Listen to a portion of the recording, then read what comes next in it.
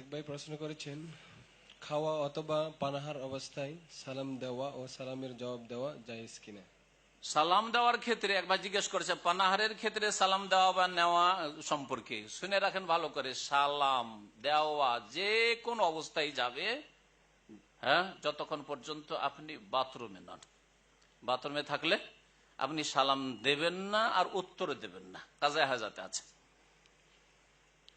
আর যদি স্বামী স্ত্রী মিলনে থাকেন, এই দুটো অবস্থা ছাড়া যে কোনো অবস্থায় সালাম দেওয়া যেতে পারে, নেওয়া যেতে পারে, উযু থাক আর নাই থাক। আবু হুরায়রা রাদিয়াল্লাহু তাআলা আনহু গোসল ফরজ হয়ে আছে, গোসল ফরজ আছে, স্বামী স্ত্রীর মিলনের পরে গোসল ফরজ, এখনো জানাবাতের গোসল করেননি। ওই অবস্থায় রাসূলুল্লাহ সাল্লাল্লাহু আলাইহি ওয়াসাল্লামকে দেখার পরে একটু টান দিয়েছেন, লুকাবার চেষ্টা করছেন।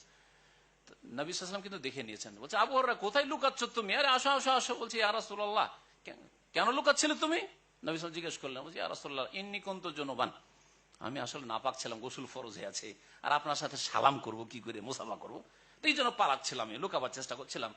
নবী সাল্লাল্লাহু আলাইহি ওয়াসাল্লাম বলেন, ইন্নাল মুসলিমা লা ইয়ানজুসু, মুসলিম ব্যক্তি নাপাক হয় না। সূরা তাওবা ইন্নামাল মুশরিকুনা নাজাস, মুশরিক বহুত্ববাদী না, তার আকীদা নাপাক, শিরক ঢোকানো রয়েছে।